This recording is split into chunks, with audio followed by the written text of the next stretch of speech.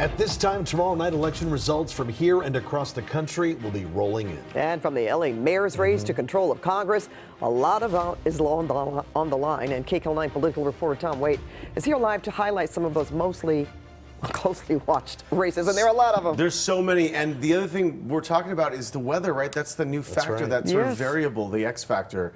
How will that impact things? We'll find out. All right, so normally the governor's race would be the biggest headline, right? But a year after Governor Newsom soundly defeated the recall, this year a host of other races are taking center stage, including the race for LA mayor. On election eve, LA mayoral candidate Karen Bass getting a boost from Vice President Kamala Harris and her husband at UCLA, making her closing argument. Being a Democrat is not about checking a box. Being a Democrat is about a core set of values. It's about how you live your life. It's not just about a label that you call yourself. I'm Rick. How are you? Rick Caruso making a last-minute visit to a tiny home village in North Hollywood Monday night, trying to make his final pitch that he can help solve the city's homeless crisis. The governor came out and really bashed all the municipal plans on homelessness. Karen's plan does not qualify. Mine does. So, you know, everybody has said you got to go big and bold, and mine is big and bold.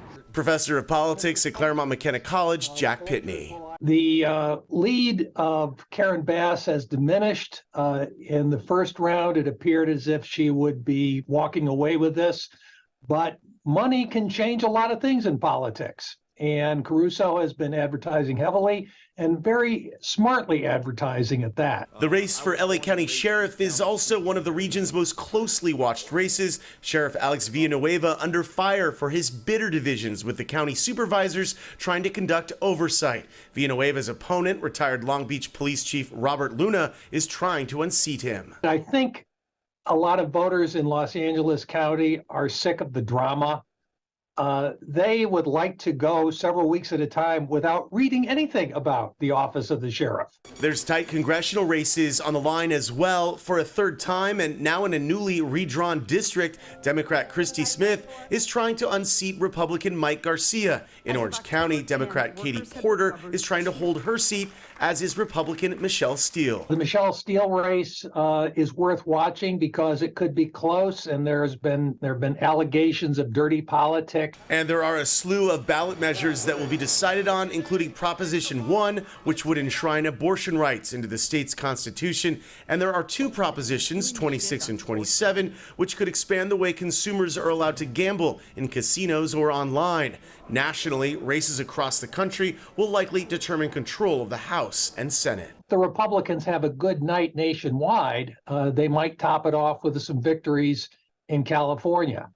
But then again, if we have heavy rain tomorrow, that could depress Election Day turnout, which in turn works to the benefit of the Democrats who are voting early.